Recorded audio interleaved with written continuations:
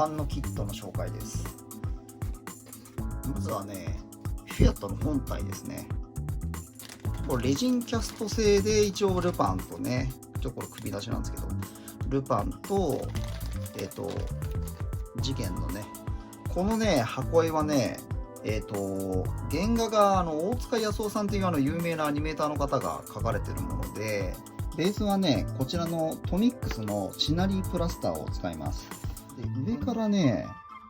芝を生やす予定なんですけど、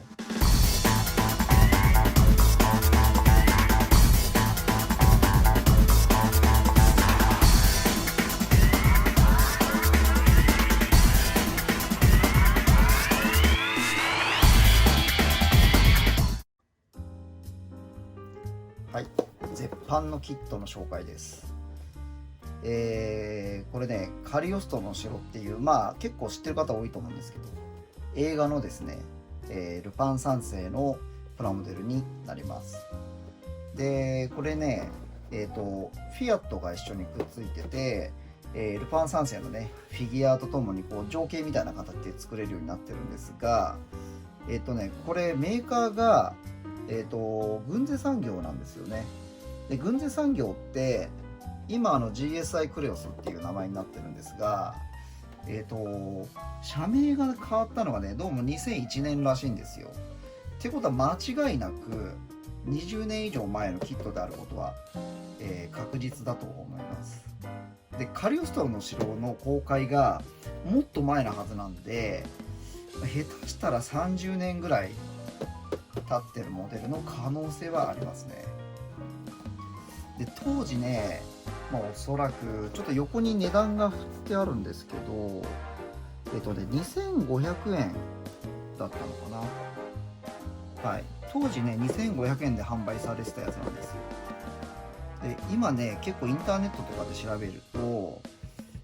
だいたい1万円前後ぐらいなのかな、平均的にね。中には6000円ぐらいで販売してるところもあるんですけど、で、これ他にも何種類かあって、これは旅立ちっていうものなんですけど、旅立ちっていう商品名で出てるキットなんですが、他にもね追跡とかね、あとなんだっけな、なんかね5種類か6種類ぐらいあったんだと思うんですよね。で、今回ね、せっかく見つけてきたんで、一応ちょっとこれをね制作していきたいと思っておりますが、一応今回ねちょっと情景仕立てにしようと思ってまして、これたまたまねケースをね見つけたんですよ。これキットがねすっぽり入るぐらいのサイズのやつなんですが、これがね結構いい感じに仕上がるのではないかなと思いまして、今回ね情景にしてケースをつけた状態で最終的にはね、ちょっとインターネットオークションでね販売したいと思っています。で、これにね土台を、こちらを使おうと思ってるんですが、このね下の土台の枠もねちょうどいいサイズでホームセンターで売ってましたので、これちょっと別に購入したもんなんですが、それに、これ自作になるんですが、ちょっと土台をね底を厚にした土台、これ3センチぐらいあるのかな、厚さがの土台をつけて、ここらにねフィアットをこの辺に乗っけて、ケースで、収納した状態で作品として完成させるというような形で制作を進めたいと思っています。はい、じゃあ早速ね中身の確認の方をしていきましょう。まずはねフィアットの本体ですね。正直ねちょっとモールドが結構簡素化されてたりとかして、もう少し頑張った方が良かったんじゃないかなっていう感じはするんですけどね。シルエットとかフォルムはねそんな極端におかしくないような気はしますけど、やっぱりね僕昔大手のでメーカーから出してるフィアットを一回作ったことあるんですけど、なんかねそういうのに比べてしまうとちょっと若干ね若干もうちょっと頑張った方が良かったかなっていう感じの出来ではありますね。はい。で、クリアパーツになりますね。ガラスとか、だからこれ昔の結構車のプラモデルとかみんなそうなんですけど、こう一体になってるんですね。バスタブみたいな形でね。今の結構なんか分離して分かれてたりとかするんですけど、窓ガラスが1枚ずつ分かれてたりとかしてね。これはね、一体型になってますね。で、正直ね、あんまりね、この透明度が良くないというかね、プラスチックの成形時にできちゃってるね、この跡みたいなやつが結構残ってるんですよね。で、前回作った時、私これ実は2代目なんですけど、前回作った時もね、この辺をね、一回ちょっと磨いた記憶があるんですよね。なので、ちょっと今回もね、少しこう磨きを入れて、透明度を上げた方が良さそうな気がしますね。で、あとね、なぜかね、ここにね、ダッシュボードがついてるんですよ。で、なんで透明パーツにしちゃったのかね、ちょっと意味不明なんですけど、ここにね、ダッシュボードがついてます。で、あとメッキパーツですね。メッキのね、感じもね、まあ悪くはないんですけど、なんかちょっとね、やっぱちょっと嘘っぽい感じのね、メッキが入っちゃってるんで、これもね、できればちょっと違うものにね、塗装し直したりとかしてね、もう少しこうなんかリアルなシルバーを出せればなと思います。で、これタイヤなんですが、タイヤはもちろんゴム部品なんですけど、なぜかね、フロントのシートとリアシートでゴム製なんですよ。これね、全然理解できないんですけど、なぜね、こういう作りになってんのか。で、シートもね、なんか結構作りがね、やっぱチープなんですよね。で、まあ、できるだけちょっといじったりとかしてね、改善できるところがあればやっていきたいとは思うんですけど、まあ、ちょっと様子見ながらね、できるところはやっていきましょう。で、このフィアットね、映画の、フィアットもそうな、映画に登場するね、フィアットもそうなんですけど、キャンバストップになってるんですよね。で、その部品がゴム部品として、別パーツであると。で、あとは車体の部分とかですね。で、このフィアットね、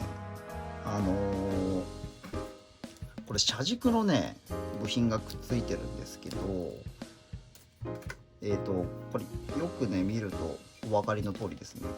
このリアのアクスルとフロントのアクスルのところにね、それが要はここのボディに、シャーシのところにくっつくんですけど、それをこのホイールでね、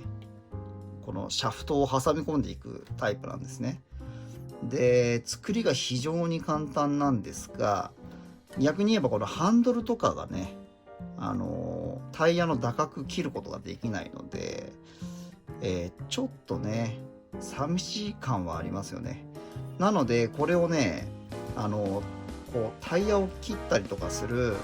再現をするのであれば、当然それなりのね加工が必要になってきますので、前回ね私これ作った時に追跡っていう次元がこう前の車に向かってピストルを撃ってる姿のフィアットを作ったんですけど、その時はねカーブを切ってる情景を描きたかったんで、このタイヤの打角をね無理やりこう変えたんですよね。で、この足回りとかをね完全に作り変えたりとかしたんですけど、まあ今回はね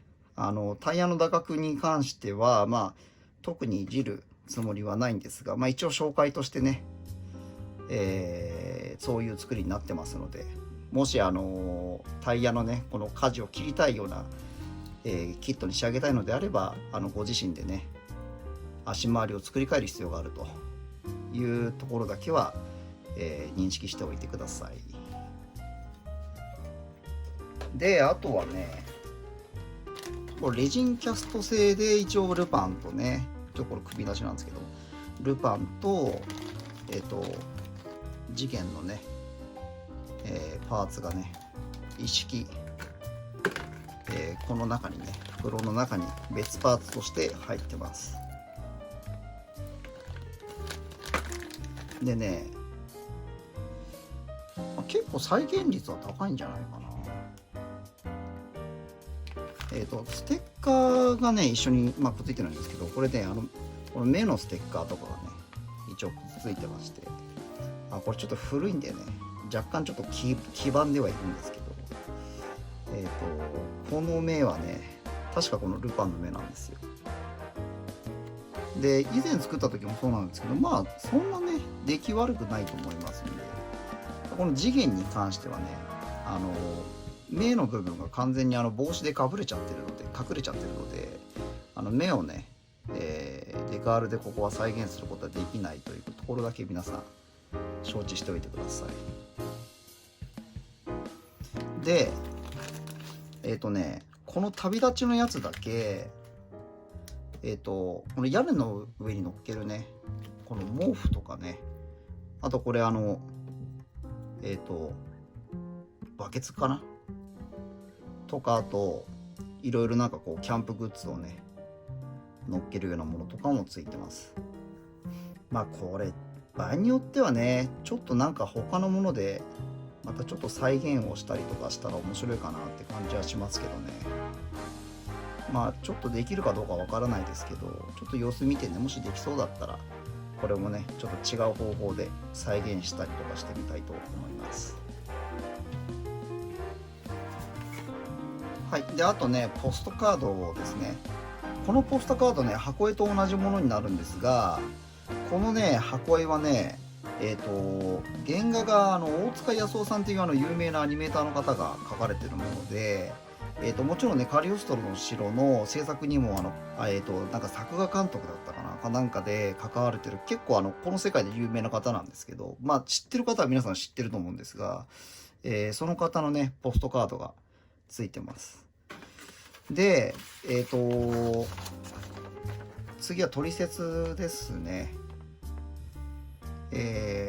プラカラーはね基本的にクレオスのカラーを使ってもらうように色番号が指定されてますね。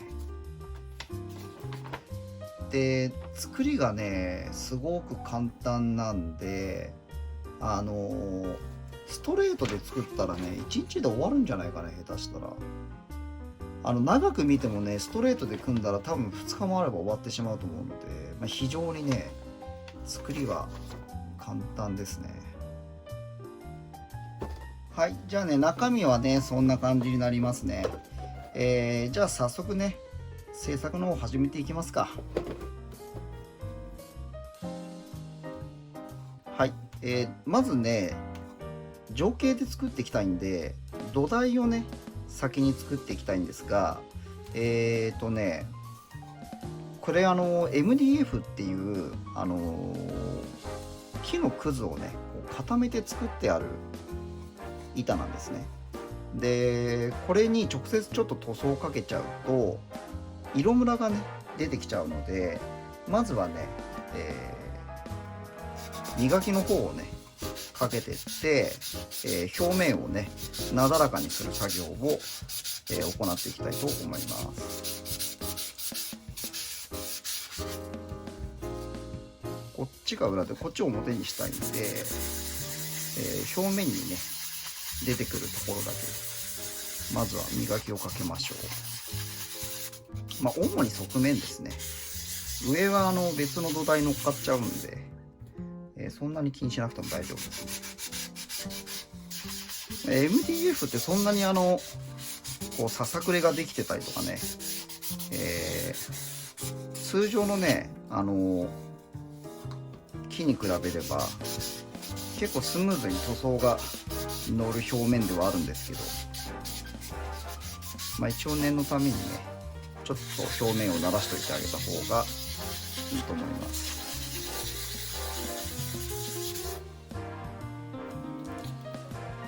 はい、じゃあね、土台をね、接着していきます。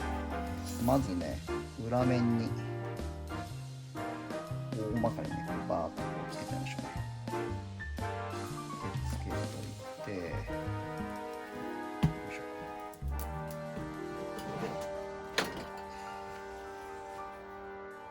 ょ。で、こう平均的にならしていきましょう。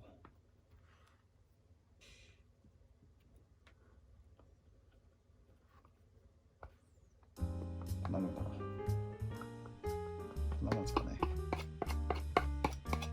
はい、じゃあ接着していきましょう。だいたい位置が定まったら、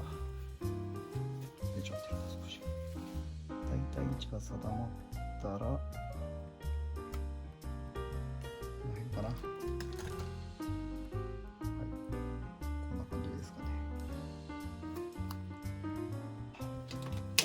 はい、そしたら洗濯バサミでね、留めてしまいましょう。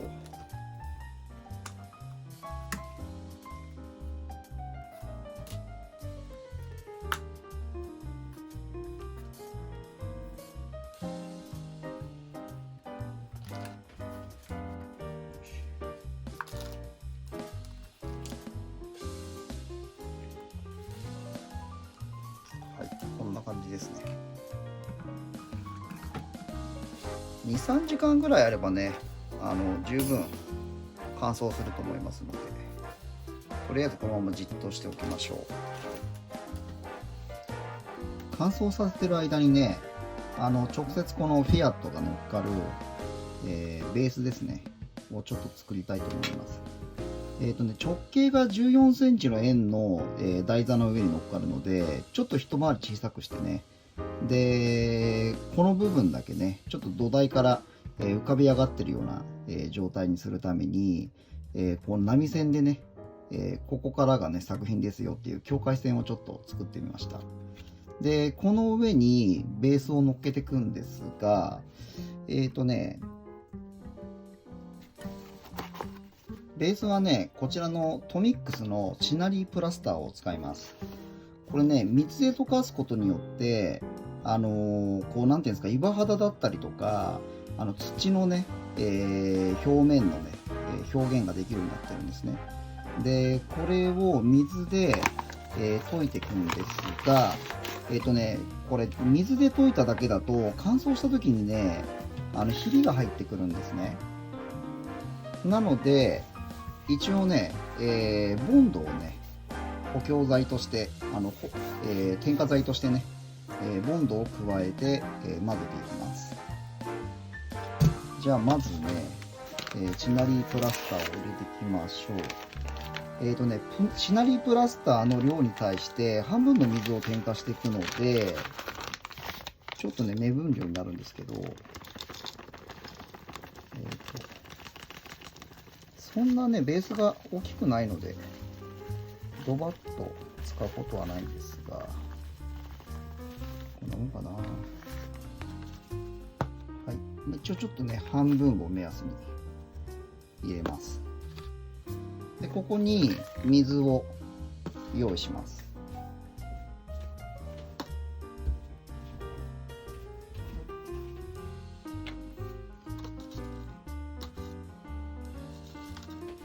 半分の量でいいんで、はい、こんなもんかな。まあ本当はね、ちょっと計量カップとかね、使ってやった方がいいんでしょうけど、まあちょっと大体の目分量でやっちゃいます。で、あとここにね、ボンドを加えてきます。ボンドもね、まあそんなにいっぱい入れなくてもいいんですけど、色的にはね、ちょっとカルピスみたいな乳白色になるまでは入れた方がいいですね。で、まずは最初にね、こちらを攪拌していきましょう。木工ボンド水性なんで、水に溶けちゃうんですね。こういうね、ちょっとカルピスっぽい感じの色になります。で、これを先ほどのシナリープラスターの中に入れると。気に入れないでね、様子見ながらやりましょう。なんかな、使うね場所によってちょっと粘土とかがね、サラサラの時の方もいいし、ある程度ちょっと粘土が高い時の方がいいし、ちょっと使い分けが必要になってくるので、入れる時はね、なるべく様子を見ながらね入れた方がいいですね。結構ね、歯磨き粉ぐらいのね粘土にしたいんですよ今回。なのでちょっと全部入れないでね、このくらいにしておきますか。こんなもんだね。こんな感じですね。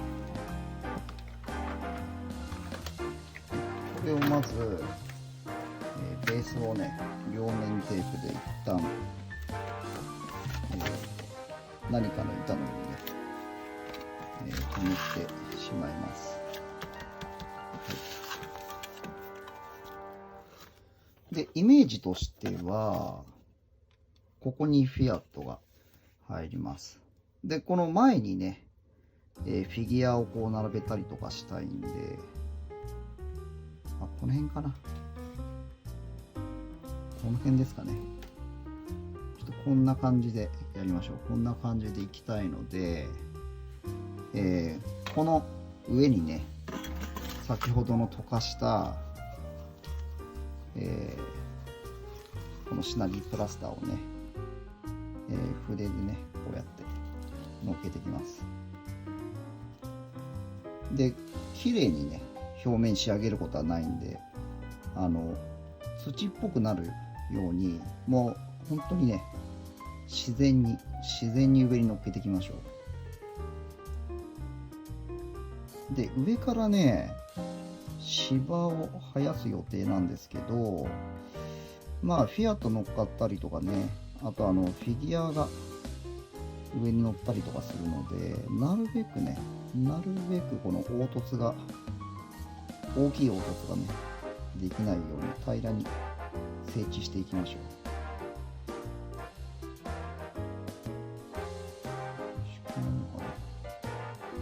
はい、こんなもんですかね。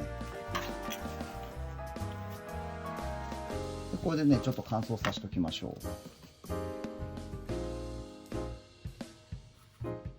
はい、土台の方がね、もうモコボンド乾きましたので、これこのままね塗装の方に入っていきたいと思います。